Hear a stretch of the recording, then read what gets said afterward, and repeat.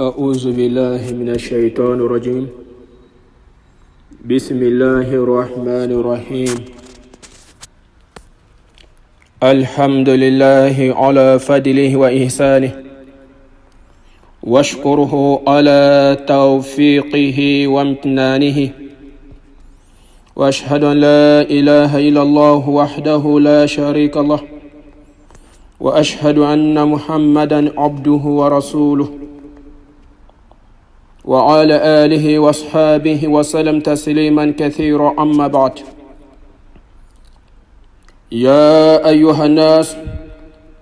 ينادي كل الليلة من الليالي شهر رمضان يا باغي الخير أقبل، ويا باغي الشر أقصر، والله اتقاء من النار، وذلك في كل ليلة. يا باغي الخير أقبل، هل أحد لا يريد الخير؟ كلنا يريد الخير، كل الناس يريدون الخير، لكن الشأن لا يقتصر على إرادة، لا بد من العمل. فإذا أردت الخير فاعمل، ومن أراد الآخرة وسعى لها سعيها وهو مؤمن فأولئك كان سعيهم مشكورا. فإذا أردت الخير فاعمل عمل الخير ولا يخفيه إرادة، فإن في الحديث عاجز من تبع نفسه هواه وتمن على الله الأمانة، فالأماني لا تنفع، والإرادة وحدها من دون عمل لا تنفع. يا باغي الخير أقبل على الله بطاعته، أقبل على الله بالقربات، وأول ذلك محافظة على الفرائض في أوقاتها، ثم بقية الأعمال بادر بها نوعها، اشتغل بها فإنك بحاجة إليها عما قريب، والله عما قريب استحتاج إلى حسنة واحدة. عباد الله، أحييكم بتحية الإسلامية، وهي على السلام عليكم ورحمة الله وبركاته. أمبي الله سبحانه وتعالى كألا ننتندو كلا بركة ni masani ka masaya ye ka tando ka barkada ka bensema da manga koula ka sharia ko ala ni kelendo filanan ta la janyon ta la mbadu. Ya Allah subhanahu wa ta'ala ni ka nyina fa ka kishina ma chama jiri dan fa unason hermaka node Muhammad bin Abdullah sallallahu alaihi wasallam anaso mo sanma unaka sahaba sanma ani mo tunul ko fo ka ta se buru felma ya rab ala kan sura o jama kul sanma nambadu. Ibadallah, an ka dɔn ko ni waati min ye, ko waati min natɔ don ko lon bɛɛ lajɛlen sufɛ, ko welewele kan bɛɛ bila jɔnw ne mako bɛ hɛrɛ sayaliw la, jɔnw mako bɛ hɛrɛ la, jɔnw mako bɛ hɛrɛ la, k'olu k'i wasa don ka hɛrɛ sayaliw la, n baden silamɛw. Wa welewele kan bɛ bila lon bɛɛ lajɛlen na, jɔnw bɛ n'olu mako tɛ kojugu la, jɔnw yɔrɔ ma jɛnya ka bɔ Ala subhanahu wa ta'ala sɔsɔli ma. O ko yɔrɔ ma jɛnya ka bɔ man baden silamɛw. Wa ko nin welewele kan bɛ bila diɲɛ su bɛɛ lajɛlen sunkaloba kɔnɔ, k'a daminɛ sunkalo tile fɔlɔ ma fɔ ka wa bila tile a laban don na. N badenw, ko jɔn de bɛ anw na ye mɔgɔ min tɛ hɛrɛ fɛ, n baden silamɛw. O waati min setɔ don an b'o kɛnɛ kan bi tuguni, an tɛ Ala ntan dɔ ka barikada wa, masa min ye bi kɛnɛ yira anw na hɛrɛ la, koma dɔ la tun ka di dɔ ye bi ka sɔrɔ balo la, olu dɔw soma yɛlɛmana kunu. E min bɛ kɛnɛ in kan, i ma fɛn di Ala ma. Ya Rabbi, Ala ka diinɛ ni faamuya ko ɲuman d'an bɛɛ ma. Kama Ala de fɔ anw ye ko ni mɔgɔ min mako bɛ lahara la, o k'i wasa don lahara ɲini na, i ka kɛ mumini jɔn ye. A ka ɲini fɛ k'i wasa don Ala subhanahu wa ta'ala ka kitiw dafali la, ka tugu Ala subhanahu wa ta'ala ka yamariya kɔ. Ko le sira ye sira min bɛ yen ni Ala subhanahu wa ta'ala bɛ o sara di i ma, o ye kunnaja sira le, barikadali sira le bɔ yen, baden silamɛw. O dɔ la sisan, an bɛɛ k'an cɛsiri, an kan teliya ka wa hɛrɛ kunbɛdi ma hɛrɛ bonda min dayɛlɛntɔ do anw ye k'a fɔ ko lon bɛɛ lajɛlen a bɛ fɔ e ye ko jɔn mako bɛ kan hɔrɔnyali la ka bɔ jahanama ma jɔn de mako bɛ arijinɛ don i ka don arijinɛ kɔnɔ o kaloba min daminɛtɔ do n baden silamaw e tɛ ala tan do i ka ala barikada wa dɔ ye sarun ta kɛ ɲinan ta m'o sɔrɔ balo la dɛ e min fila kɛnɛ kan i ka joli di ala ma halisa an b'a ɲini ala fɛ halisa an b'a ɲini ala fɛ ala ka nin kaloba nin jɔ anw kɛnɛma ɲɛnɛ ka anw si tɛmɛ a kan baden silamaw ibadallah ala ka jɔn sanumaw nin kalo min filɛ n'o de sun kalo ye an y'a f'i ye ko muminun ta don wa a de bɔlen bɛ mumini jɔnw kama hakikala mɔgɔ min bɛ sira alahu subhanahu wa ta'ala ɲɛ an kana fɔ k'an bɛ pilan da alahu subhanahu wa ta'ala la sabula i tɛ mɔgɔ fɔlɔ ye mɔgɔ min bɛ yen ni sun jagoyali b'olu kan comme ala ko de ko mumini jɔnw ibadallah nin kaloba min filɛ nin ye jɔyɔrɔ min b'a la diinɛ kɔnɔ an y'o dɔ f'i ye k'a fɔ ko silamɛya baro sobasema dɔ lo n'i y'a dabɔ kama k'a to yen wa hali ni ma kafira i kɔni k'a dɔn ko jankata belebeleba b'i ye sabula alakiraw de f'an ye sallallahu alaihi wasallam min bɛ jɔ ni kafiriya o le kɛli ka bɔ seli kɔnɔ pewu ye seli le silamɛya sobasema seli n'o o tiɲɛna i ka diinɛ ko tɔ bɛɛ lajɛlen tiɲɛna o dɔ la n'an y'an da don sunkalo ni pilasi la diinɛ kɔnɔ k'a ɲɛfɔ an ye wa e la nafa min b'a la an y'o dɔ ɲɛf'i ye fisamanciya min b'a la halisa an b'a fɛ k'an da se a dɔw ma an baden silamaw yɔrɔ min b'a la n'anw fana kan k'an yɛrɛ cogo dɔn olu dɔ la ka i yɛrɛ ka se ka courage ta k'i wasa don fɛn ninnu dɔ la a doman ye bi an ka se k'an da se olu dɔ ma an badenw sunkalo min filɛ nin ye ala de ko mumini jɔnw ta lo wa e cɛsiri i ka hakili to sun ŋaniya tali la o sun sobasema fɔlɔfɔlɔ ye sun yɛrɛ jɔlen bɛ fɛn min kan a baroma fɔlɔfɔlɔ fɛn min ye o le niya i k'i cɛsiri k'i hakili to niyatu la n'o de l'intention ni ŋaniya tali ni hadisaw bɛ kuma kan kosɛbɛ lɔnnikɛbagaw bɛ ɲɔgɔn dagolo jala yɔrɔ dɔw la dɔw b'a yira na ko min ye sunkalo ŋaniya tali ye k'i ka ŋaniya ta depuis sunkalo tile fɔlɔ don n'o le bɛ bɛn sunkalo ma kɔnɔ tile 30 don su ma wala tile 29 don su ka dugu kɛ 30 la n'a fɔra ko kalo yela n baden silamaw k'i ka se ka sunkalo ŋaniya ta koma dɔ la k'i ka ŋaniya ta e b'a ɲini ala fɛ ni sunkalo ni tile 30 bɛɛ lajɛlen e ka se k'a bɛɛ lajɛlen sun ni dɔrula na ni bali lo min na k'a fɔ o la ko a bɛ faamu ni o juru kan ka sira ɲɛ ma o bɛ sira sunkalo kɔfɛ olu bazira mun de kan ko sabula ni dugugɛ y'i minɛ lo min na k'a sɔrɔ e ma ŋaniya ta a laban bɛ taa k'i bolo ko dɔ ye sabula a fɔla de ko baara bɛɛ lajɛlen bɛ kɛ ni ŋaniya ye ko innamal a'malu binniyat baara bɛɛ lajɛlen bɛ kɛ ni a ŋaniya ye wa alakira do a yira an na sallallahu alaihi wasallam ko sun jɔlen bɛ fɛn fɔlɔfɔlɔ min kan k'o de ye ŋaniya ye i ka l'intention kɛ k'i ŋaniya siri k'a fɔ ko ne bɛ sunkalo nin bɛɛ lajɛlen don wa n'i ma don sunkalo daminɛ don na k'a fɔ sun ne bɛna sunkalo nin bɛɛ lajɛlen don ɲina n'i m'o ŋaniya siri a ɲini bɛ fɛ diɲɛ su bɛɛ lajɛlen na n baden silamaw i ka se ka ŋaniya siri dɛ i bi hakili to o la kosɛbɛ o min filɛ o ye fɛn ye fɛn min bɛ yen n'a nafa ka bon diinɛ nin kɔnɔ kosɛbɛ i kana kolon kɛ o la mɔgɔ min b'a fɔ ko ka ŋaniya siri depuis sunkalo daminɛ don su an b'olu ka kuma sɔn ji la k'a sabu kɛ waati bɛɛ man kan jɔnni ma ni dugugɛ y'i minɛ lo min na k'a sɔrɔ i ma ŋaniya siri wala i da waati la su fɛ sɔrɔ i ka ŋaniya ta n'ala sɔnna ne bɛ sun sini an bɛ hakili to nin na kosɛbɛ n baden silamaw ko sun tɛ mɔgɔ bɛ ne ma sun ŋaniya ta fiyewu i k'a dɔn ko i sunna ten i yɛrɛ ma ten nafila sun tɛ fiyewu hali n'a sɔrɔ k'i tun bɛ kɔngɔ la de k'i si la i ma sun ŋaniya ta waati dɔ la dɔw bɛna se telelu kɔnɔ o y'a ye o ma dumuni kɛ foyi o b'a fɔ k'ale bɛ sun na o ŋaniya bɛ ta o waati la dɔw ta bɛ ten nafila sun na hakika la sunkalo nin tɛ ten dɛ i bɛ hakili to o la i bɛ hakili to a la kosɛbɛ i ka ŋaniya siri depuis a waati la an baden silamaw o dola a shartu a filana a jɔsen filana yani ole munye iki cɛsiri fana k'i yɔrɔma jɛnya ka bɔ sun tiɲɛni fɛnw bɛɛ lajɛlen na i n'a fɔ dumuniw ni minifɛnw na o n'a ɲɔgɔnna bɛɛ lajɛlen i bi hakili to o la o sun fɛn ye fɛn min bɛ yen n'a kan ka lakɔlɔsi kosɛbɛ silamɛw fɛ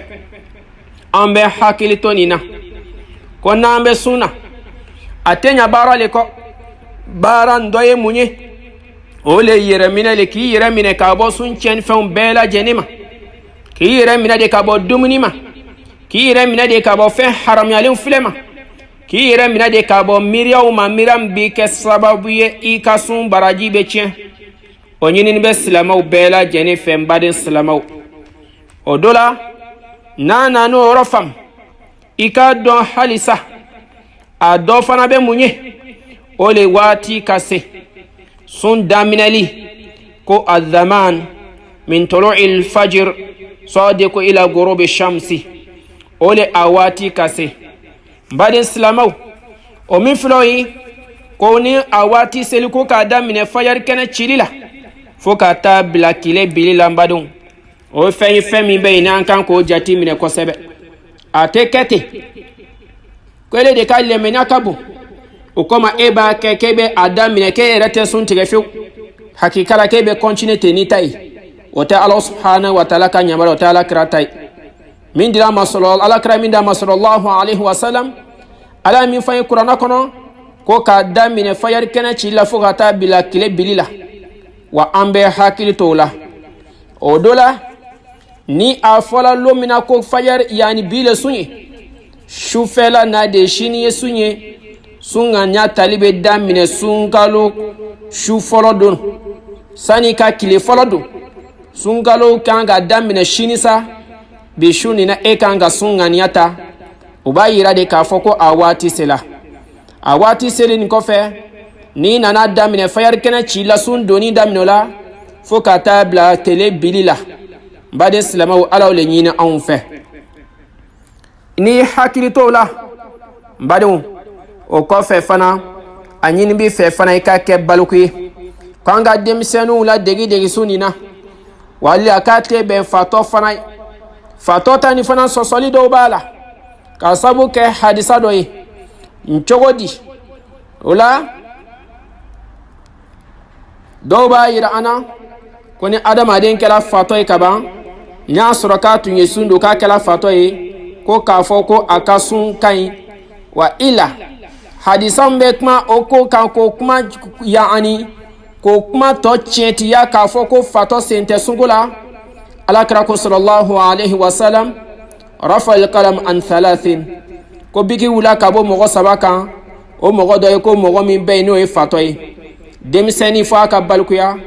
yaani fatɔ fo a ka kɛnɛya sunɔgɔrɔbatɔ fo n'a wulila ka bɔ sunɔgɔ la waati min na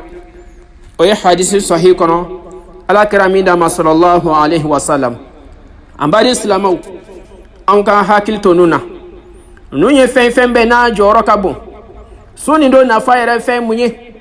a bɛ kɛ sababu ye alahu subhanahu wa taala adamadenw b'o ka lanfocɛli dɔn k'o tubi ka bɔ alahu subhanahu wa taala ma dɔ bɛ fara ala ɲɛsiranya kan sun nafa dɔ ye mun ye adamadenw bɛ kɛ sabalibaga ye ni ala ɲɛsiranya de k'a lɔn ko ja anw bɛ siran ala ɲɛ ala yɛrɛ fana bɛ sabali adamadenw ka ala ɲɛsiranya de ka sabu kɛ waati min na jɔnni bɛ ka dan mɛlɛkɛw ko k'an bɛna ala ni sɔsɔ dugukolo kan dɛ hali san bɛ ka ala ni sɔsɔ mɛ mɔgɔ min bɛ ka ala subhanahu wa taala bato ala bɛ sawa ni silamɛw ye n'i surunya ala la ni ala ko ye n'ala ye mɔgɔ min kanu badenw ala kɛra sallallahu alaihi wa sallam a kumakan na alahu subhanahu wa taala bɛ yira jibirila la ɲɛ bɛ karisa sinama de la ne ka nin tigilamɔgɔ kanu e jibirila i fana ka kanu jibira bɛ welewele bila mɛlɛkɛ tɔw ma an matigi ko k'a ye karisa kanu wa ne yɛrɛ fana y'a kanu a ɲinibaaw fɛ k'aw bɛɛ lajɛlen ka kanu badenw an tɛ jateminɛ dɔ kɛ wa an k'an cɛsiri an ka dɛmɛw kɛ nin kalo nin na i n'a fɔ an y'a fɔ walada tɛmɛnen na cogo min na an k'an cɛsiri an ka niw la hinɛ an k'an wasa don dɛmɛw na nin kaloba nin na ka sabu kɛ bɔnisi min bɛ nin kalo nin kɔnɔ o tɛ kalo tɔw la dɛ nin kalo nin kɛrɛnkɛrɛnnen don a yɛrɛ kama n baden silamɛw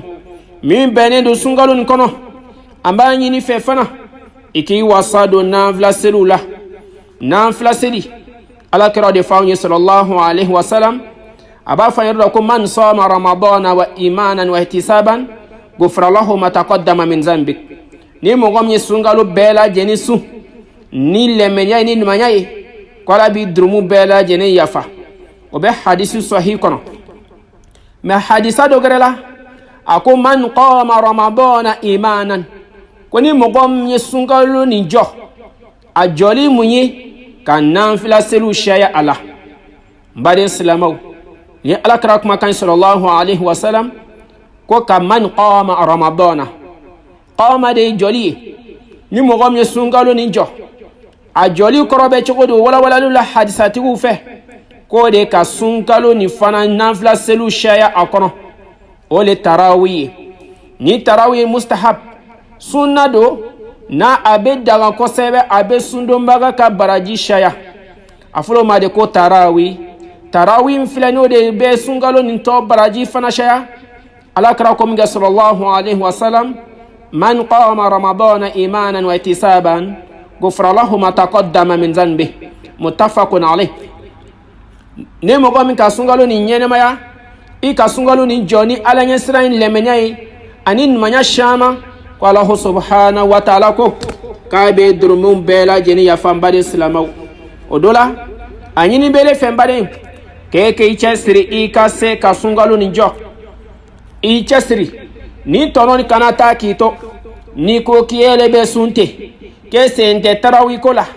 tarawi kɔrɔ bɛ di mɔgɔw bɛ nanfila min seli o la ka tila ka tan dɔɔni ta k'i sigi ka tila ka wuli o le istiraw bɛ kɛ waati min na reposiri tan dɔw bɛ kɛ dɔɔni dɔw bɛ lɔ dama kɛ u bɛ sigi dɔɔni dɔw bɛ lɔ tan kɛ u bɛ sigi dɔɔni a dɔw la lɔ tan ni saba b'a la lɔ mugan yɛrɛ b'a la a caman ta don n baden silamɛw nin bɛɛ lajɛlen alakira ka sunna sallallahu alaihi wasallam mɛ ala surumani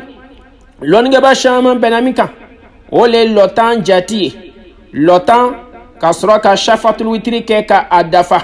o le bɛnna lɔ tan ani saba ma n badenw anw caman bɛ baara kɛ na n'o ye dɔ yɛrɛ fana b'a kɛ fana lɔ mugan u bɛ sɔrɔ ka shafatul witiri fana kɛ k'a dafa ni ye alakira ka sunna ye sallallahu alaihi wasallam kuma dɔ la dɔ bɛ na fiyewu ko alakira ma mɔgɔw fara ɲɔgɔn kan k'o kɛ kosɛbɛ karamɔgɔkɛ an k'an cɛsiri an ka fɛn nin ɲɛɲini kosɛbɛ k'a da mun kama alakira sallallahu alaihi wasallam a ye sahabaw fara ɲɔgɔn kan ka nin kɛ su dama dɔw b'a yira na ko su fila dɔw ko su saba hadisa sɔhilan kalina an b'a sari ka hadisalan kalina wa ila k'a tilala k'a to yen a ye k'a to yen mun de kama k'a jɔrɔlen don ala subhanahu wa taala kana kɛ farida ye a ka mantonw kan donc an badenw a fɔlen ko man qama ramadana imanan ni mɔgɔ min ye sunkalo ni jɔ ni lɛmɛniya ye ne de ka lɛmɛniya ni bonyana tarawi n tɛ le tɔɔrɔ fiyewu o de tarawi bɛ kɛ waati juma min bɛ kɛ safo seli kɔfɛ donc ni ko le tɛ ele bɛ sun dɔrɔn sen tɛ tarawi ko la ayiwa nin fisamacɛba bɛɛ in tɛna sɔrɔ dɛ o do la alakira ye su dama kɛ sallallahu alaihi wasallam a y'a bila a ma sɔn ka continue na ni a ye fo waati nana se abubakar sidiki ka khalifaya tɛmɛna ale san fila de kɛ alakira kɔfɛ sallallahu alaihi wasallam ale ma a ko sigi sen kan wa ila umar bin khattab radiyallahu anhu umar bin khattab de ka khalifaya la ale nana de kana salatul tarawih ka se ka fara ɲɔgɔn ka mɔgɔw fara ɲɔgɔn kan o y'a sɔrɔ dɔw bɛ seli yan fɛ yen dɔw bɛ boli ka taa yan fɛ dɔw bɛ taa dɔ seli yan fɛ dɔw bɛ seli yan fɛ umar bin khattab de nana sahabaw fara ɲɔgɔn kan ka mɔgɔw ka se ka seli ɲɔgɔn fɛ imamu kelen kɔfɛ n baden silamɛw o do la dɔw bɛ yen ni olu tɛ ne ye kira ka suna ko kuma ye o n'a fɔ ko min filɛ k'o ye bida ye n baden silamɛw karamɔgɔkɛ a ɲɛɲini hadisi sahilaw alakira ko alaykum bi sunnati wa sunnati khulafai rashidin almahdiyin ko n bɛ aw ma ni diɲɛ ɲagamina waati min na ko n b'aw ma ka tuguni ka sunna kɔ n ka taabolo n ye min kɛ n ka sira ɲuman ani n ka sahabaw ni o la sɔn hɛrɛma ye abubakar sidiki wa umar bin khattab wa Usman bin Affan wa Ali bin Abi Talib. Omar bin Khattab de sahaba fara ɲɔgɔn kan ka imamu kelen bila mɔgɔw ɲɛfɛ.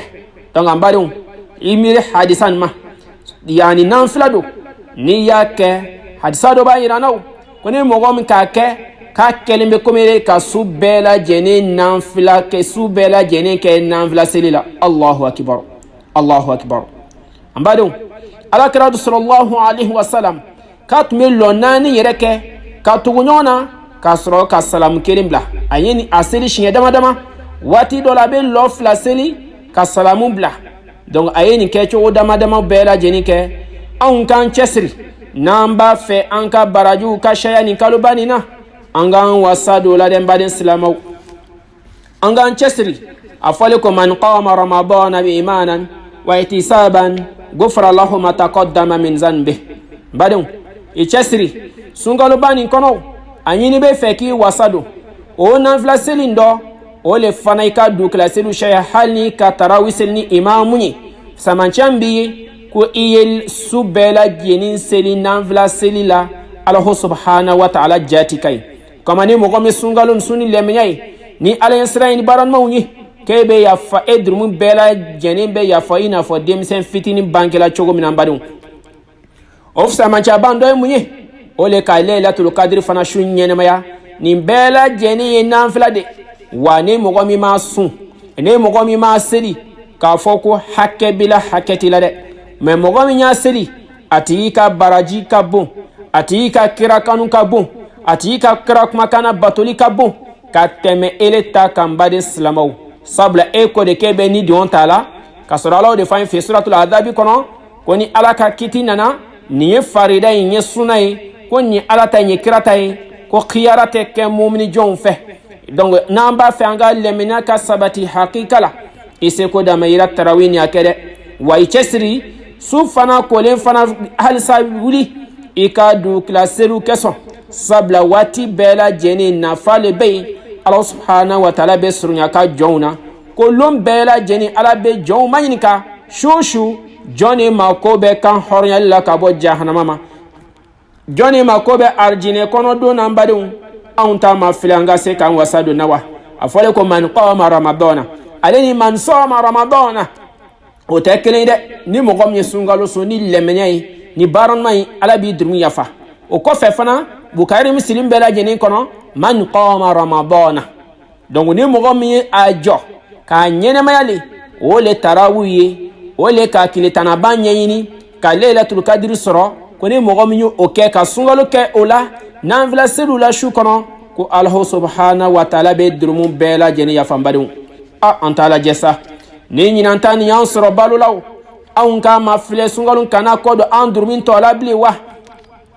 ni ɲinan ta nin k'an sɔrɔ balo la o anw ta ma filɛ an durumu bɛɛ lajɛlen ka yafa wa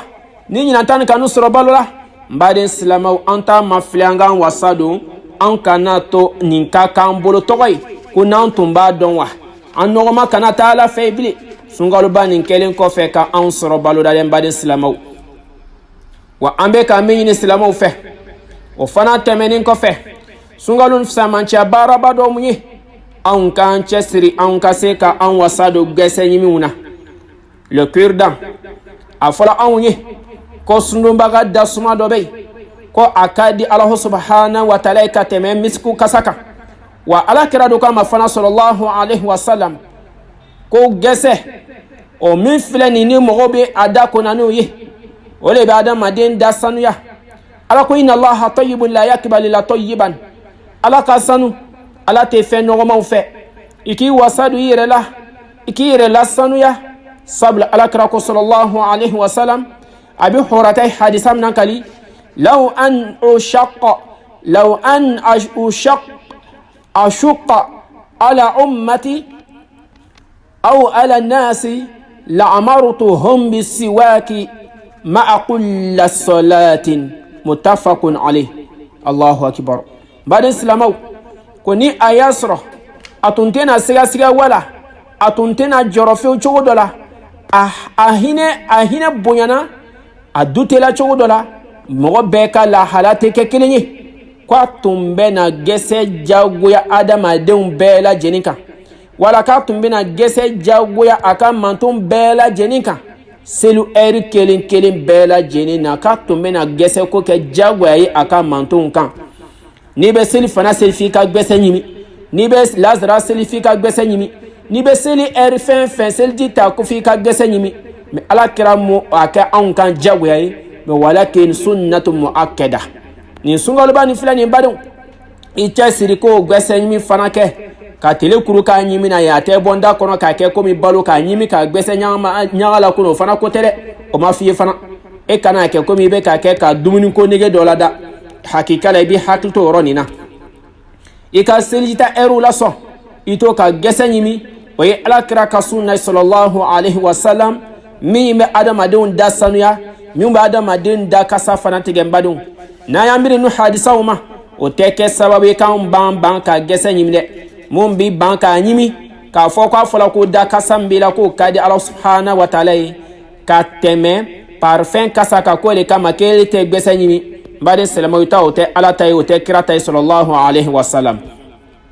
donc nin kumakan min filɛ nin ye nin bɛ bukari musilimu bɛɛ lajɛlen kɔnɔ k'a fɔ ko gɛsɛ alakira ko k'a tun b'a kɛ n'a tun ma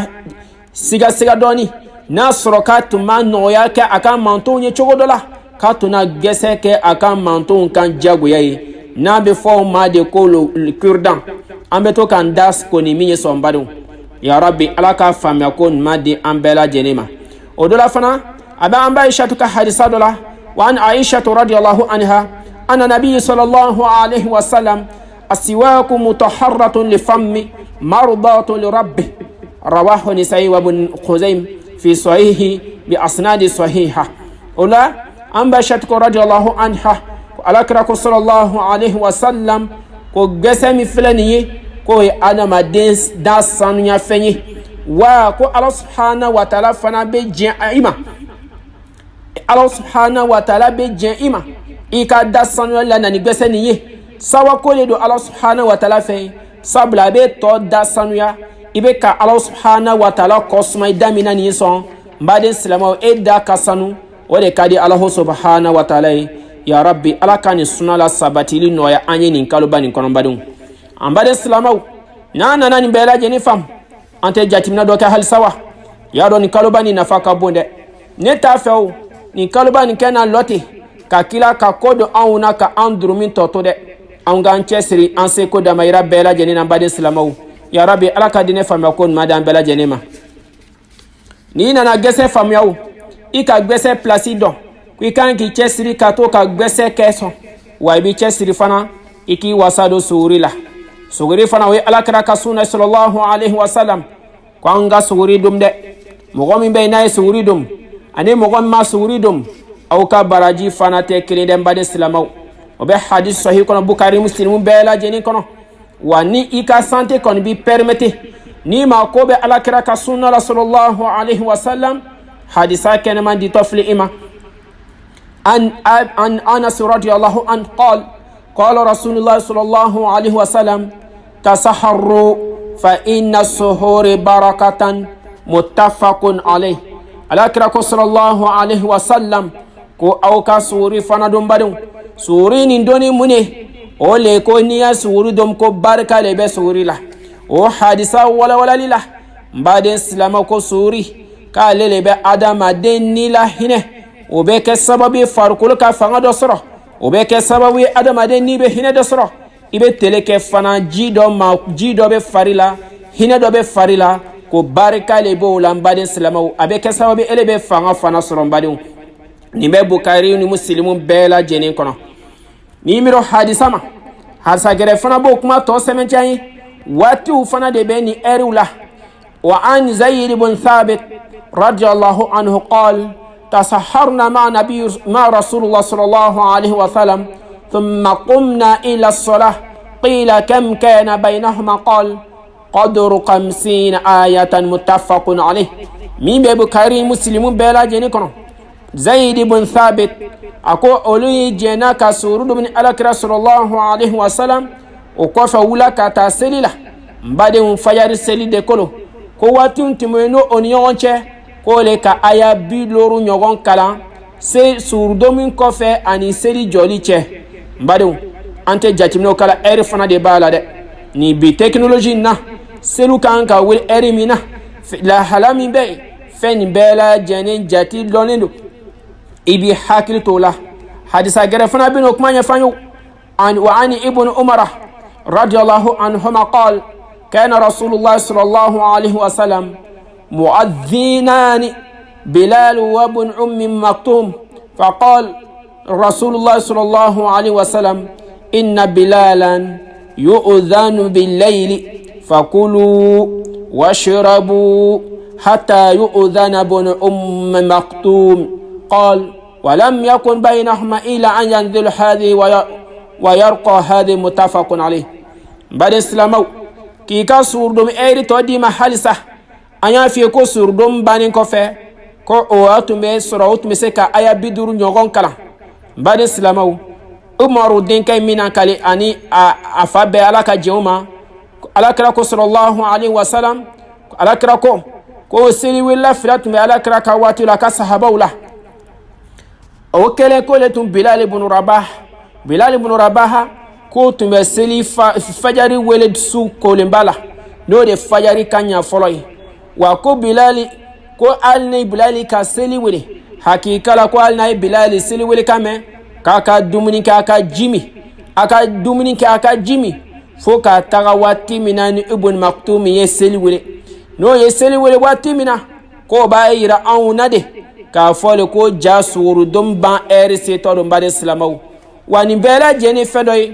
ko ka suri dum ko barka le bala ka fole ko ne benta dum kanda aywa na ika santé ti permettre ala ko anga sira Allah subhanahu wa ta'ala nye nanse ko da mayrawi wa ila mine kai an kan chesiri ka dum wati dola min bay ala kalami ni an fa sallallahu alaihi wasallam ko anga filani hadisa wala la ebse ka min dum ise ko da mayra minyi hal na kala jimini hal na kala tamarudin damai ikasiki wasadu lambade islamaw ya rabbi ala kan fam yakun mandama iyo mindum na nganiaye ka kila ka jimi farkulo be hine de soro sun madda boni toro kama sun da bole ko ala de be noya yin aka mantonyi ate gele yin aka jonyi mbadu ole fala awni yuridu allah bikum al yusra wala yuridu bikum al usra ko ala subhanahu wa ta'ala be noya yin kata umma ka te toro yin kata umma ate gela yini kata awma Allah subhanahu wa ta'ala be hine aka jowna mbade silamaw na nanan be fam sungalon fana mum be daga awye akono nayi suguri dom kanya iye ngani nyata su erisela suru dom erisela hakikale ki wasado la numana ika suri dom min kan no ima mbade silamaw surin dom nen ko fe i chesri fana ina na teleke ika ala ko fo shaya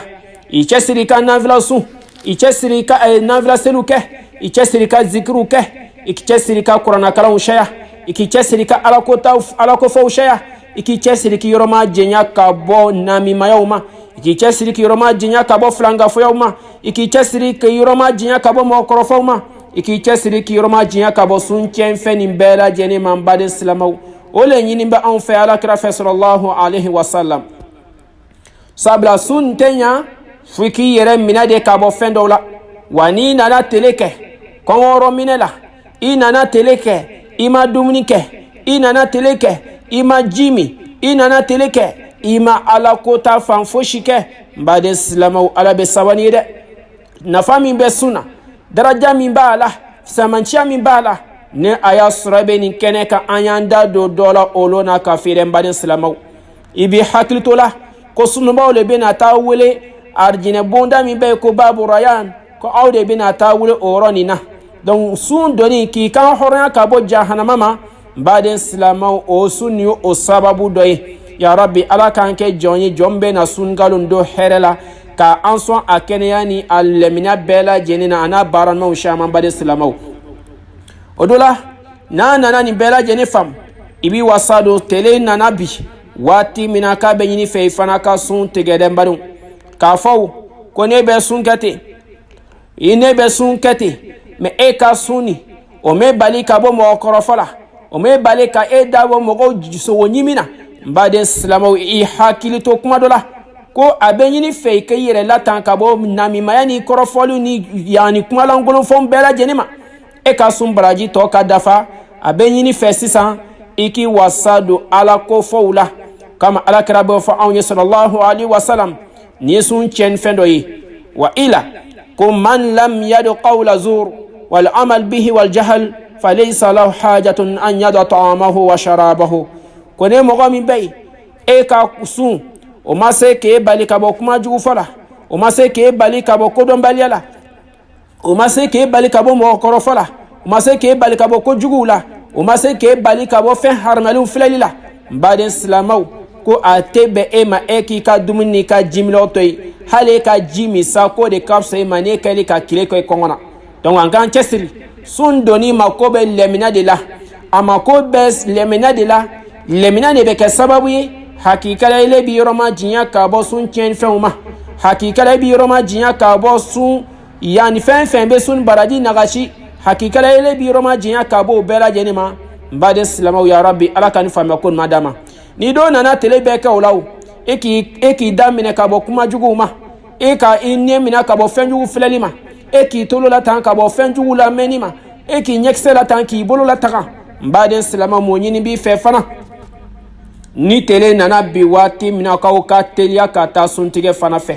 ja suntigɛli fana a waati la k'i teliya joona ka boli ka wa suntigɛ o ye alakira ka sunna dɔ ye fana sallallahu alaihi wasallam k'anw k'an teliya ka wa suntigɛ ma teliyali fana ka wa suntigɛ ma o ye alakira ka sunna dɔ ye sallallahu alaihi wasallam n'a fɔra ko tele binna ko suntigɛ waati selen don i k'i cɛsiri i ka wuli joona i k'i taa suntigɛ o ye alakira ka sunna ye sallallahu alaihi wasallam hakikala k'a fɔ ko ne de ka lɛmina ka bon a ne nan ta to ye fɔ safo e ta o tɛ alakira ta ye sallallahu alaihi wasallam wa alakira m'o d'i ma o tɛ alakira la degili ye sallallahu alaihi wasallam donc n'an b'a fɛ an ka sun nin ka ɲa k'anw k'an teliya joona ka wa suntigɛli ma n'a waati sela i k'i wasa don suntigɛli la o le ɲini b'i fɛ n baden silamɛw o do la an bɛ ka fɛn nafamaba dɔ d'i ma yɔrɔ in na yan sun tigɛ waatiw lasɔn sundonbaga ka duwawu jaabi k'a di dɛ n badenw alakira de fɔ anw ye sallallahu alaihi wasallam da'awatu sa'imun mustajabun ko sundonbaga ka weleli kan ala subhanahu wa ta'ala ma k'o de weleli kan ni jaabi ka di dɛ ni ala subhanahu wa ta'ala ma basi kɛ wala da nataw la an da na se o ma sabula ala y'o aya belebeleba nin kɛrɛnkɛrɛn k'o bila nin sun walada cɛla yan suratul bakara kɔnɔ n'o bɛnna aya 100 ni aya 80 ni aya 6 la ma badenw i k'i cɛsiri suntigɛ waatiw lasɔn i ka duwawu saya suntigɛ waatiw lasɔn i ka duwawu k'i yɛrɛ ye duniya hɛrɛ ni kiyama hɛrɛ la ka fara silamɛw bɛɛ lajɛlen kan ka fara i ka masaw kan ka fara i ka zuriyatiw kan haminako fɛn fɛn b'i la fi duniya wal akira i bɛ nin bɛɛ lajɛlen ɲini ala subhanahu wa ta'ala fɛ masa min bɛ haju jarabaga ye sabula alakira ko sallallahu alaihi wasallam ko sundonbaga ka duwawu jaabi ka di n badenw o do la suntigɛ cogo la sisan wa an sulaimana bun amir daibiyi sahabi radiyallahu anhu an nabi sallallahu alaihi wasallam qal idha aftara ahadukum falyuftiru ala tamrin fa in lam yajid falyuftiru ala ma fa innahu taharatun rawahu abu daud wa tirmidhi wa qala hadithun hasan sahihun baden silamaw ni sulaiman ibn amir ay hadisam nan kal alakra ka sahaba do ko alakra ko sallallahu alaihi wasallam ko ni an dara kelen be suntige ko musuntige fe una son herema ko an ka suntige nani tamaro de an ya fiye ka kon suntige linye do be ka fiye so ikato ka do kala do be ka fiye so ko do kala ika hamna ko ni Allah subhanahu wa ta'ala fe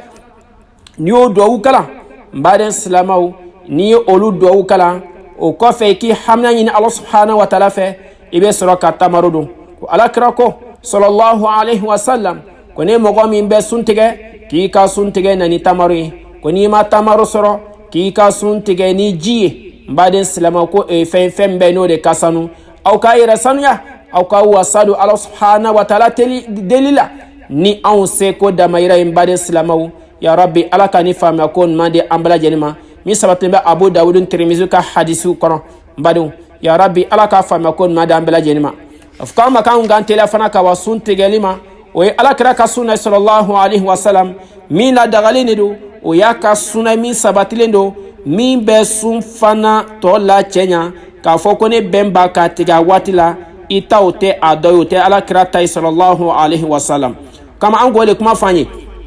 n'i ye tele bɛɛ lajɛlen kɛ i sera k'i yɛrɛ ni lataga i sera k'i yɔrɔ ma janya ka bɔ alakotaw ma i sera k'i da nin sun i dusukun nin sunna wa e kan ka tele kuru kɛ kuranakalanw na nin waati in na ko kuranakalanw caya nin waati in na alakofɔw caya nin waati in na istigifaru caya n'o de astagfirullah e ka mafilɛ bani subhanallah wa bihamdi subhanallah alazim ni siɲɛ kɛmɛ tele kɔnɔ ko alakira ko sallallahu alaihi wasallam o siɲɛ kɛmɛ silama fɛ tile kɔnɔ ko ala subhanahu wa taala bɛ saba ni e ka o kumakan sanumanba nin ye o sabati b'an dusukun na n'o kɔni sahaba ye ko ala subhanahu wa taala bɛ kɔnta e ka o kumakan nin kɔrɔ ko a bɛ saba e kumakan nin kɔrɔ ka tɛmɛ fɛn kan tile bɔra ka jɔ fɛn bɛɛ lajɛlen kan bari silamɛw tellement k'a baraji ka bɔ ala subhanahu wa taala fɛ wa e ni ko siɲɛ caman kɛ o tele kɔnɔ ni ko siɲɛ waa caman kɛ tele kɔnɔ ni ko siɲɛ kɛmɛ caman kɛ tele kɔnɔ badenw jɔn de bɛn'o baraji dan dɔ sa wa anw sundonbagaw de kan k'an wasa don ala kɔfɛw la an ka se k'an wasa don ala kɔfɛw la nin waati in na k'i wasa don olu la a kumakan dɔ la fana alakira kumakan dɔ la sallallahu alaihi wasallam ne mɔgɔ min ko la ilaha illallah wahdahu la sharika lahu lahul mulku wa lahul hamdu wa huwa ala kulli shay'in qadir ni siɲɛ kɛmɛ tile kɔnɔ ala subhanahu wa taala bɛ e durumin kɛmɛ yafa a bɛ tila fana ka baraji kɛmɛ fana d'e ma wa n badenw ne ko siɲɛ kɛmɛ kɛ o kɛmɛ caman kɛ tele kɔnɔ ne ko siɲɛ waa yirika kɛ tele kɔnɔ ne ko siɲɛ waa kelen kɛ tele kɔnɔ wa ele bɛna baraji joli sɔrɔ e durumi joli bɛna yafa ka sɔrɔ anw bɛ ala kota waati bɛɛ lajɛlen lon bɛ an bɛ ala sɔsɔw la min bɛ kɛ sababu fana an bɛ surunya ala subhanahu wa taala la a occasion bɛ anw fɛ waati bɛɛ lajɛlen n baden silamɛw anw ka se ka hakili to nin bɛɛ lajɛlen na wa an bɛ ka min ɲini silamɛw fɛ an k'an wasa don ninnu na sabula n'i sigi ka sunkalo nin ma filɛ k'an ka sɔrɔkatu di an ka hakili to a la waati jan ko tɛ dɛ ko ayyaman ma'adudatin ko waati kunkurun dɔrɔn don fɛn jour compté ta lo anw ka hakili to la wa n'i bɛ voyage sira la ni le mɔgɔ bɛ voyage sira wala bana b'i la i b'a sara don gɛrɛ la dɛ ni a y'a nin walawalali dɔ la o bɛ fɔ anw ye ko dɔw sunkalo daminɛni kura dɔw tunkala olu bɛ hadiya bɔ o bɛ bɔ dɔrɔn o bɛ fidiya di mɔgɔw ma o bɛ nafakatu di dɛsɛbaatɔw ma n baden silamɛw ala ko cogo di aw ka hakili to a la dɛ wa ala alladhina yutikuna fidyatun ta'amu miskin faman tatawwa khayran fahuwa khayru lah wa an tasumu khayru lakum in kuntum ta'lamun an ka hadiya bɔ sabula waati dɔ la ko sunkalo daminɛ kura dɔw tun y'a kɛ olu b'i ban ka sun nafolotigi dɔw b'a kɛ dɔrɔn ka fidiya dɔrɔn di ka hadiya di dɛsɛbaatɔw ma k'a fɔ ko ne bɛ n ta mure suma ale sen tɛ sunko la sun laban tun bɛna kɛ fantanw tun bɛ kɛ n'a kɛ sun donbaga ye wa o ma ka alakira ala subhanahu wa taala ɲini u fɛ ko hali n'a ye sɔrɔ k'a bɛ ka fidiya di mɔgɔw ma dɛsɛbaatɔw ma misikinaw ma ko n'a y'o kɛ a ye tilala ka nafila sun a filɛ ka nafila caman di a ye nafila caman di a ye hadiya caman di a ye koɲuman caman kɛ a ka mɔgɔ caman sun tigɛ n baden silamɛw mɔgɔ kelen sun tigɛlen nin kaloba nin na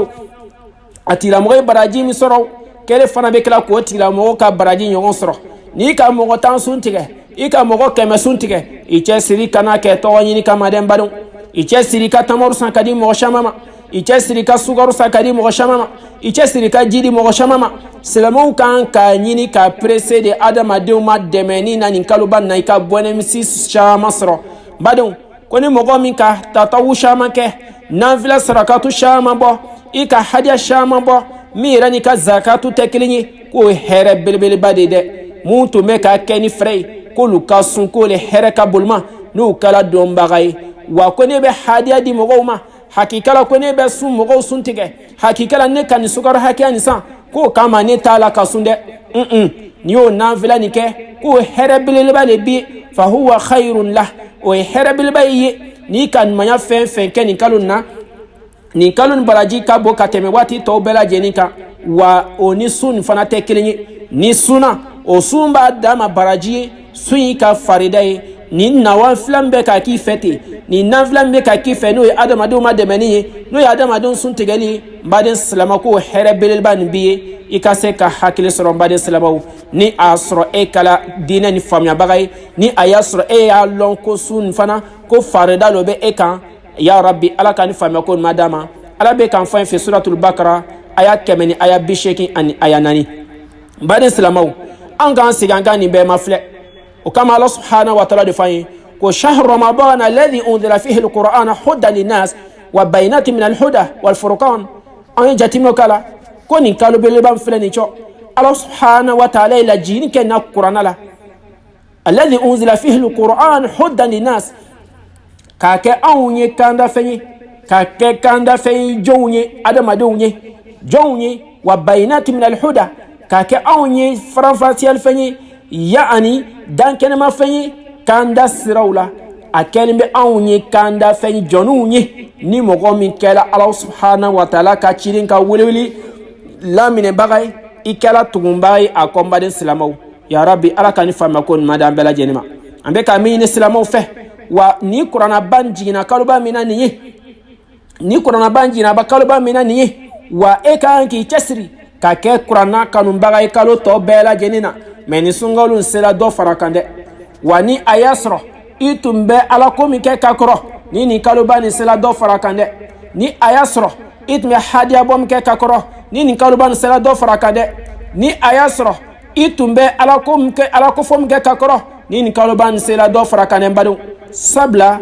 ani kala de ku dan kenema baye awnyi ka kila ka furkan fana ke awnyi yani ka faranfasiali ke awnyi chieni galuna ka bela jenin dan kenema awnyi mbade salamaw na ni don ko bela jenin be sungolo bana awnyi wa nete sun ka foko bana lebela ko bana lebe ela wala kebe vaji sirala o bela jenin ta ko lebe ke sababu ye ke ka bana le kama e ka vaji de kama kebe ala kota ke hakli sura dem badu o fana sentala de sabla ni kalubani Allah subhanahu wa ta'ala kalubani bonya afala awnyi man shahida minkum shahra falyasum ومن كان مريضا أو على سفر فعدة من أيام أخرى يريد الله بكم اليسر ولا يريد بكم العسر بعدين نيمو غامبي فاجسترالا نيبي فاجسترالا سونغالو تنما فمين بي أحرم يالكم من بي eto dabila nyeshi mafio ko sabla kebe vajisera la hakil soro de ima kalun bonya de sabla kalun nye de kalu bilibili bay Allah subhanahu wa ta'ala ya de awma anga hakil soro wane mo gombe du tasira la anyini bi feki ka sara lungere bana min bla ko bana min bay na bi seka kenya anyini bi feki ba sara lungere anu kuma fo wala da temenina mbade islamu ala bi no ya da yini ka wa awma ate gela yini ka tawma de kwanga ni kalubani dafa wati kungurundorondu ni obena dafa ni takibiratu yi no obena dafa ni alakofo yi no de sedi don sumada ka Allah subhanahu wa ta'ala kosuma ka ala barkada ka ala nga masaya la sega mabade islamu ya rabbi ala ka dine fam yakun madama na ni bela jeni fam anga anyere chogodo fendo la oye fenjuma yesisa mbade islamu oye sun chen fendo yi ambe hakil tolula sun chen fendo anka jatimina uke ibi hakil tola fembi ka sun chena flaki yere mina ni beke ibe ka baran man shama ke wa munyini bi fesisa ika don mi be ke sababu ki ka sun che I hakil tola sabla ebi ki yere ni jihadike ka ini la ni kele ka tun ala ka dine chieko ika se ka ni rosoro la haraduna mi saraka bon ala ko ka yere lebe mo mi ka sarado ma la haraduna wa farida fana lo ika sungalo farida le ika ni nana do ko ala ka dine josendolo wa munyini bi feki chesiri iki yoroma jinya ka bo sun chen feuma iki chesiri ki yoroma jinya ka ba a chen feuma anda na se oludo ma ka nyefi oludo e mu feyi al aql wa shurb mutaamidan ko ole sa dumuni ani ji mini dabon kamala baden salamaw I hakilito ni na ko sebede ka salama ka daba kama ka dumuni ke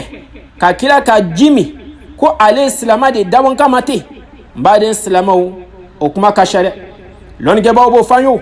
ne mo gom nya daba kamate ka sun tiga ayrema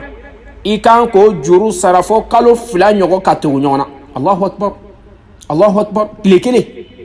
tele kelen ko ka sun kile a durumi yafali ka daba kama ka kile kelen sun tigɛ yɛrɛ ma ten bana tɛ lojira tɛ fosi tɛ sabula ko ele ta b'i yɛrɛ ye wa k'e kan ka kalo 2 de sun ka tugu ɲɔgɔn na ala ma kulonga ka bato la dɛ n baro an ka se ka hakili sɔrɔ o do la mɔgɔ man ka daba kama ka dumuni kɛ ka ji min i yɛrɛ ma lɔnnikɛbagaw b'a fɔ an ye ko ne y'a sɔrɔ o mɔgɔ bɛ ne y'a daba kama ka kɛ i ka sun tiɲɛna juru sira kɔni b'i ma dɛ wa kɛ tubi jɔn joona ka bɔ Alahu subhanahu wa taala ma a sunɔ kalo 2 kɔni e kan k'o juru sara k'o sun don ka tugu ɲɔgɔn na wa n'i ye tele kelen bila n baden silamɛw fana a ye b'a daminɛ a 0 Allahu akbar Allahu akbar ni koba fila ye ɲɔgɔn na yan wa koɲɛ filanan o de ye jimaw ye jimaw mun ye o le ye furulabato ni sun tiɲɛ fɔ ye an kan ka min kɔlɔsi kosɛbɛ an kan k'an yɛrɛ kɔlɔsi fɛn min na kosɛbɛ madama n'an b'a la ka sun o mun filɛ nin ala kɔta ma kuranna kɔnɔ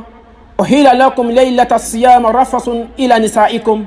hunna libasun lakum wa antum libasun lahunna alima allahu annakum kuntum takhtanuna anfusakum fataba alaykum wa afa ankum bari islamaw an ka se ka hakili sɔrɔ ni tun ye alakira ka sahabaw sɔrɔ sun tigɛ la halala badenw ko la ala subhanahu wa taala ye ladagani kɛ aw ye aw furumusow la sun kalo sufɛla la ala subhanahu wa taala ye aw furumusow la daga aw ye sunkalo sufɛla la a telefɛlama ko tɛ dɛ hakɛ dɔ bɛ aw n'olu cɛ aw ma ko bolo aw yɛrɛ ma ko bɛ aw la min filɛ nin an ka se ka hakili sɔrɔ sabula a kataw tun bɛ dɔw sɔrɔ ɛri dɔ tun bɛ ni kabaw kɛra kaba ni seli muso ma i ka sun tiɲɛna kaban sahaba dɔw sɛgɛla a kataw ye sahaba dɔw sɔrɔ o kɛra sababu ye diinɛ kitiw nana dɔɔni ala subhanahu wa taala fɔ ko n ye ladangani kɛ aw y'a furumusow la sufɛlaw la aw ka se ka ɲɔgɔn damu wa n badenw ne ye mɔgɔ min y'a daba kama tele fɛ ten ko i ka kow kasa ko nana tɛmɛ aw ni ɲɔgɔn cɛ n baden silamɛw o kiti ni dɔnni bɛɛ lajɛlen bɛ taa ɲɔgɔn na dɛ lɔnnikɛbaw b'a fɔ ɲɔgɔn min na i kan ka kalo 2 de kɛ ka tugu ɲɔgɔn na min b'a to ala subhanahu wa taala bɛ yafa e ma Allahu akbar Allahu akbar taabolo dɔ yɛrɛ b'a f'i ye fana k'i kan ka kafara fana bɔ an ye min ka fɛn fɔ dɔw b'a f'i ye fana k'i kan ka kafara bɔ o kafara bɔbaga nin o ye taabolo dɔ ka kumakan ye mazhabu maliki mɔgɔ dɔ kumakan ye wa komi ala m'o fɔ an ye yan tafsiru la yan lɔnnikɛbaga bɛɛ ma bɛn o kan a fɔla de k'i b'a sara a fɔla de k'i ka sara o do la mun ɲini b'anw fɛ an k'an yɛrɛ yɔrɔma diɲɛ ka bɔ o ma badenw an k'an yɔrɔma diɲɛ ka bɔ o ma kow sɛla cogo cogo ayyamun ma'dudatin sunkalo ye waati kunkurun dɔrɔn de ayyaman ma'dudatin tele damanko dɔrɔn do kalo 1 dɔrɔn pe tile 29 wala tile 30 donc n'an nana o yɔrɔ faamu an k'an yɛrɛ cogo dɔn furu sariya la batolu la nin kaloba nin na kaloba nin bonya min kɛlen bɛ anw ye dan kɛnɛma fan ye e kan ka min kɛ kalo nin na min bɛ kɛ sababu ka baraju kan ka caya min bɛ kɛ sababu ka baraju bɛ tiɲɛ nin bɛɛ lajɛlen walawalani bɛle ye n baden silamɛw tiɲɛ ban kɛlen bɛle ye ka viyaw fana différence bɛɛ yirila nin kaloba nin na kama k'ala jiginna nin kaloba nin na k'a kɛ anw ye faranfasiya fɛn ye kanda siraw la wa n'an y'o faamu hakili sɔrɔ dɛ n badenw i b'i yɛrɛ cogo dɔw la i kana sɔn ɲɛsi ma sitana ka tulongi la i kana sɔn ɲɛsi ma an k'an yɛrɛ cogo dɔn o la nin waati nin na kaloba min daminɛtɔ don n baden silamɛw ala k'a ni faamuya ko ɲuman di an bɛɛ lajɛlen ma a saratu sabanan dɔ fana mun ye o le ye sisan n badenw idhalul mani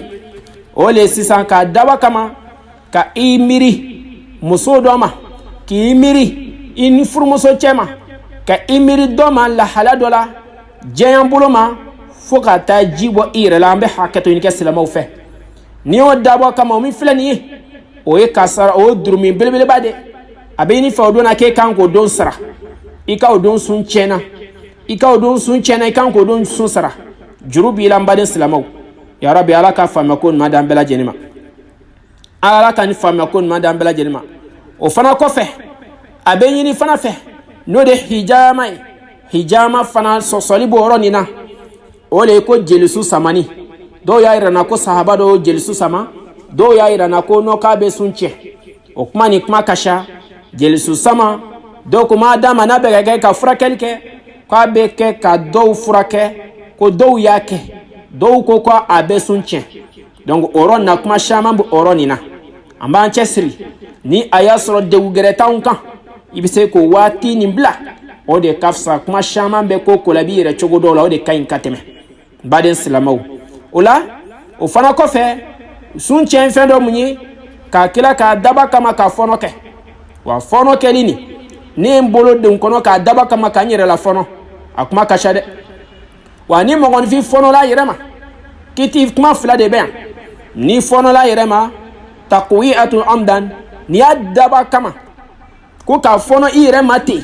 a bɛ fɔ k'e ka sun tiɲɛna dɔw b'a fɔ ten o la dɔw b'a fɔ sun bɛ tiɲɛ cogo di fɔnɔ la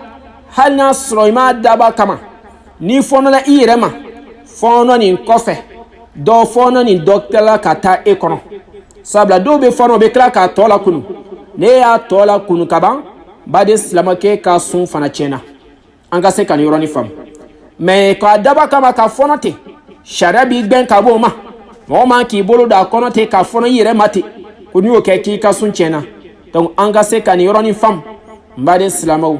ka fɔnɔ ka tila ka tɔ lakunu n'a sɔrɔ a kɛra i yɛrɛ ma simplement k'a sɔrɔ i seko tɛ a la wa i ma tɔ lakunu n baden silamɛw ko dɔw b'a yira n na k'a fɔ i ka sun ka ɲi mais ko k'a daba kama i ka sun tiɲɛna n'a fɔra ma de ko vomissement ka fɔnɔ kɛ i yɛrɛ ma ten yarabi ala ka nin faamuya ko ɲuman di an bɛɛ lajɛlen ma n baden silamɛw mun a fana dɔ ye mun ye fana o de radoniya k'a fɔ fana ne bɔra diinɛ kɔnɔ i bɛ hakili sɔrɔ n badenw i bɛ hakili to a la an ye jateminɛ kɛ fɛn ninnu na fɛn ninnu ye waati hurunguro de ko ye k'a daminɛ ko a fɔra anw ye ko an ka se ka hakili sɔrɔ k'a daminɛ su daminɛ na ka wa bila su koli la dɔrɔn fajari da waati ka taa bila kɛnɛ cili la yanni su koli la dɔrɔn o la n'o waati yirala anw na ala bɛ ka waati fɔ an ye suratul bakara aya 187 la anw ka se ka hakili sɔrɔ n badenw wa silamɛw i kana fɔ ɲɛsi ma k'e bɛ décourager k'a fɔ ko n ta ye n yɛrɛ ye ko k'a fɔ raddatu anil islam ko ne bɔra silamɛ diinɛ in na wa n'i y'o kuma fɔ kaban fɛn ni tubila ka taa ala ma joona dɛ n'i y'o fɔ kaban k'i ka o don sun tiɲɛna baden silamɛw an ka se ka hakili sɔrɔ ko ne tubola diinɛ nin kɔnɔ n'i y'o kuma fɔ kaban k'i ka don sun tiɲɛna kaban i ka se ka hakili sɔrɔ ya rabbi ala k'an bɛɛ lajɛlen sɔn diinɛ faamuya ko ɲuman na wala rafadu niyatul sawm wa ne yɛrɛ filɛ nin waati min na nin ko ne bɛ kulonkɛ la dɛ ne yɛrɛ ka sun tiɲɛna ne yɛrɛ sen tɛ sunko la tuguni yɛrɛ k'a fɔ n ŋaniya yɛrɛ la dɔrɔn ko ne ka sun tiɲɛna wala ni ne y'a fɔ n ŋaniya dɔrɔn ne yɛrɛ ka sun ne bɔra sun na nin min filɛ nin ko kulonkɛ t'o la silamɛw man ka kulonkɛ k'o la ko e b'a o kuma nin fɔ ko n'i y'o kuma nin fɔ i da la kaban k'a fɔ i ŋaniya la k'a fɔ i da la kaban n baden silamɛ k'i ka o don sun fana tiɲɛnen de don i ka se ka hakili sɔrɔ nin na ya rabbi ala k'a faamuya ko ɲuman d'an bɛɛ lajɛlen ma an badenw ninnu ye fɛn ye mɔgɔ kan k'i cɛsiri ka fɛn min jate minɛ ka tila ka filɛli kɛ fɛn na fɛn min bɛ yen n'o i furumuso ye k'i miiri ka filɛli kɛ fɛn na ka nuya dɔ ta ka wa ma k'i miiri a ma fo ka taa ji bɔ i yɛrɛ la nin fana bɛ sun tiɲɛ baden silamɛw ya rabbi ala k'a faamuya ko ɲuman d'an bɛɛ lajɛlen ma an bɛ ka min ɲini silamɛw fɛ ninnu bɛɛ fɛn ye mɔgɔw kan k'i yɛrɛ cogo dɔ fɛn min na ninnu bɛɛ sunkalo ka barajiw tiɲɛ i kɛlen ka tele kɛ kɔngɔ la i kɛlen ka tele kɛ minɔgɔ la i ma dumuni kɛ i ma ji min fo ka taa se waati dɔ ma i bɛ hakili sɔrɔ dɛ n baden silamɛw a dɔ la kelen fana mun ye o le fana khurujul damul hayri wa nifas o le fana ko ni yaani an balimamuso min an bɛ hakɛto ɲinikaw fɛ ko ni mɔgɔ min ka kalo la ye nana an bɛ hakili to nin na dɛ wa an balakaw caman de bɛ fɛɛrɛ kɛ ko le bɛ ka fɛɛrɛ da ala la k'a sɔrɔ min y'i dan o b'i dɔn ka tɛmɛ i yɛrɛ kan wa an balakaw caman nin waati in na seli yɛrɛ juru caman de bɛ taa mɔgɔ caman bɛ sa ni seli juru caman ye ale nana a ka kalo nana waati min na o y'a sɔrɔ seli ɛri sela kaban wa a tɛ sɔn k'o seli juru sara bilen dɛ ni a fana banna dɔw bɛ tila ka seli ɛri joli joli fana bɛɛ bɛ tɛmɛ ale yɛrɛ mako t'a la n baden silamɛ fo n'a sago sera tɛna bɛ wuli ka taa i yɛrɛ ko an bɛ hakili to nin na koyi ala ka kitiw nu an ka hakili to a la n'a ma ko bɛ arijinɛ la n baden silamɛw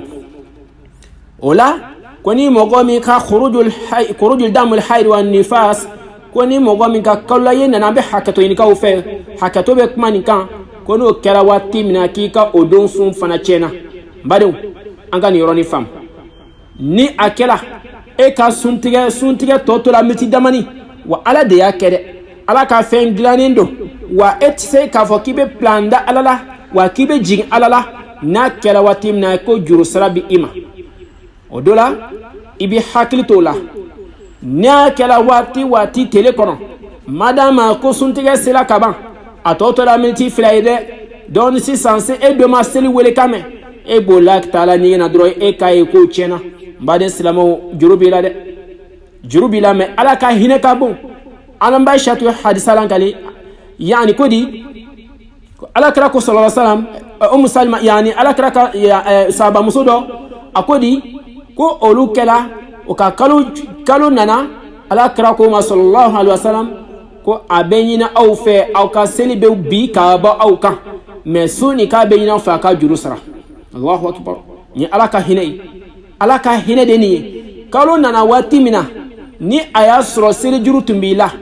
i ye seli de négligé k'i b'i ka baara de la fɔlɔ wa seli fana bɛ seli depuis 13h wala depuis midi 45 e ma sɔn ka jateminɛw kɛ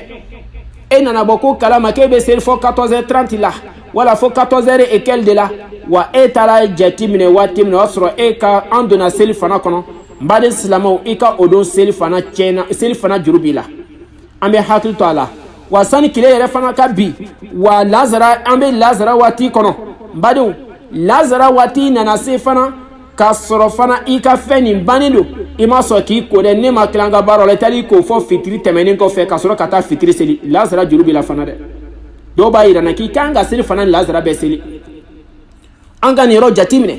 wa n'o kɛla waati min na k'a sɔrɔ hali n'a sɔrɔ ko fitiri tɔ tora miniti damani a bɛ ɲini fɛ k'i ka o don sun tiɲɛna n baden silamɛw yarabi ala ka ni faama ko ɲuman di an bɛɛ lajɛlen ma donc nin ye walada ye minnu bɛ sunkalo nafa yani minnu bɛ danga an ye sunkalo nin kɔnɔ ani a tiɲɛni fɛn dɔw an ka se ka hakili sɔrɔ olu la n'an y'olu yɔrɔ faamu a bɛ ɲini an fɛ an k'an yɛrɛ ta n'an bila dɔn an ka se ka denmisɛnninw n'encourager a la an k'an ta n'an bila dɔn n baden silamɛw an kana kulonkɛ diinɛ nin na sabula fɔla de ko man sɔma ramadana imanan wa ihtisaban gufira lahu ma taqaddama min zanbi ne mɔgɔ min sera ka sunkalo nin sun ni lɛmɛya ni ala ɲɛsiranya ye ko ala bɛ i jurumu bɛɛ lajɛlen yafa a do ko man qama ramadana wa imanan wa ihtisaban man qama ramadana imanan wa ihtisaban ni mɔgɔ min sunkalo nin fana jɔ ni lɛmɛya ni ala ɲɛsiranya ye ko ala bɛ jurumu fana bɛɛ lajɛlen yafa n baden silamɛw donc an bɛ ka min ɲini silamɛw fɛ anw k'an ta n'an bila dɔn nin ko nin na ka sabu kɛ a n'a waati ye ya rabbi ala ka kalobani yɛrɛ an kɛnɛma na min fɔra nɛn kan k'a lase e ma ya rabbi ala ka a faamuya ko ɲuman di an bɛɛ lajɛlen ma ala ka anw nɛnkun sabati tiɲɛ kan ala kana sitana nin yɔrɔ sɔrɔ a la ala kana sitana nin yɔrɔ sɔrɔ a la ya rabbi ala ka barika don an kumakan ninnu na ala k'a kɛ sababu ye ka tiɲɛ yira an bɛɛ la ala k'an kɛ tiɲɛ la batobaga ye ni film sɔrɔ a kɔnɔ ala ka yafa an ma la kaloba nin ka yira an kɛnɛma na k'a tila ka musolakaw fana bɛɛ nɔgɔya an ye ya rabbi ala k'o kɛ an ka se k'an cɛsiri an ka baara ɲuman caman kɛ nin kɔnɔ mɔgɔ kelen pe sun donni i ye mɔgɔ kelen pe sun tigɛ n'i ye mɔgɔ 10 sun tigɛ a kɛra komi i ye mɔgɔ 10 nin ka baraji sɔrɔ diɲɛ don o don n'i ye mɔgɔ 100 sun tigɛ don o don a kɛlen bɛ komi i ye mɔgɔ 100 de ka sun baraji sɔrɔ an t'an cɛsiri an k'an wasa don ko ɲuman caman na an t'an cɛsiri an ka ɲɔgɔndanw kɛ n baden silamɛw silama ɲɛnama n'ala ye nafolo d'e ma e man ka don jahanama kɔnɔ n'ala ye nafolo sanuman di e ma e man ka jahanama in ɲɛsi ma sabula opportunité b'e bolo waati bɛɛ lajɛlen ka arijinɛso caman san don o don k'a da mun kama i yɛrɛ ka nafolo n'a sɔrɔ k'an ye nafolo ko nin fana kɛ ni ala ɲɛsira n'a ma kɛ n tɔn ɲini ye donc an seko damayira min ye an k'o kɛ ala ko nin na ya rabbi alibila ala k'a caman nɔgɔya an ye ala kana n ta k'ala tɔgɔ ye ala kana n ta k'ala tɔgɔ ye ya rabbi ala ka laban ko ɲuman di an bɛɛ lajɛlen ma ala k'an balo silamɛya kan ala k'an fatu lɛmɛniya kan ala k'an haminako bɛɛ lajɛlen nɔgɔya ya rabbal alamin ala ka haminako bɛɛ lajɛlen nɔgɔya ya rabbi ala k'an dɛmɛ ala ka diinɛ faamuya ko ɲuman di an bɛɛ lajɛlen ma ya rabbal alamin min dila ma ala k'a mɛn tolo d'a ma ala k'a k'an ye bɔda ɲuman ye ala ka haminako bɛɛ lajɛlen nɔgɔya اللهم اجعل لنا نصيبا من كل خير تنزيل فيه بوجهك يا أجود الأجودين وارزقنا فيه حلاوة الذكر الله وأداء شكرك واحفظنا فيه بحفظك يا أرحم الراحمين اللهم اجعلنا فيه من عبادك الصالحين قانتين المستغفرين المقربين. اللهم اجعلنا فيه من المتوكلين عليك الفائزين لديك المقربين إليك، وزحزينا فيه من موجباتك سقطك. اللهم عنا على صيامه وقيامه بتوفيقك يا هادي المضلين، وقربنا إليك برحمتك بالإيتاء وإطعام الطعام وإفشاء السلام وصحبة الكرام. اللهم حبب لنا الإحسان وكره لنا الفسوق والعصيان، وحرم على سقطك ونيرانك بعونك يا غياث المستغيثين. اللهم لا تؤاخذنا فيه بالعراة، اللهم لا تؤاخذنا فيه بالعثرات، وقلنا فيه من الخطايا والحفوات، ولا تجعل فيه فينا غرضا للبلاد والفات واشتراح وعمن به الصادرة بأمانك يا أمان الخائفين يا رب العالمين. اللهم بلغ رمضان لا فاقدين ولا مفقودين. يتساءل الكثير من العباد الله المسلمين من حكم قول دعاء. اللهم بلغنا شهر رمضان ونحن لا قادين ولا مفقودين في الإسلام، خاصة بعد الاختلاف الفقهاء حول صحة ترديد. بالبعض يرى أن هذا الدعاء مشروع لأنه غير مستقبل. يا رب العالمين، اللهم بلغ شهر رمضان الكريم ونحن فيه لا فائدين ولا مفتونين، فنحن لك نعبد ونسجد ونركع وندعوك، فنحن بك آمنا ونحن لرحمتك نرجو، فلا تحرمنا رحمتك ومغفرتك يا الله يا رب العالمين. ربنا آتنا في الدنيا حسنة وفي الآخرة حسنة وقنا عذاب النار. ربنا لا تزغ قلوبنا بعد إذ هديتنا وهب لنا من لدنك رحمة إنك أنت الوهاب برحمتك يا أرحم الراحمين. ربنا اغفر لنا ولإخواننا الذين سبقونا بالإيمان ولا تجعل في قلوبنا غلا الذين آمنوا ربنا إنك رؤوف رحيم. ربنا اغفر لنا والوالدين وارحمهما كما ربيانا صغيرا. ربنا هب لنا من أزواجنا وذريتنا قرة أعين واجعلنا للمتقين إماما برحمتك يا أرحم الراحمين. سبحان ربك رب العزة عما يصفون وسلام على المرسلين والحمد لله رب العالمين. والسلام عليكم ورحمة الله وبركاته. والسلام عليكم ورحمة الله وبركاته. كامبي واتيغري.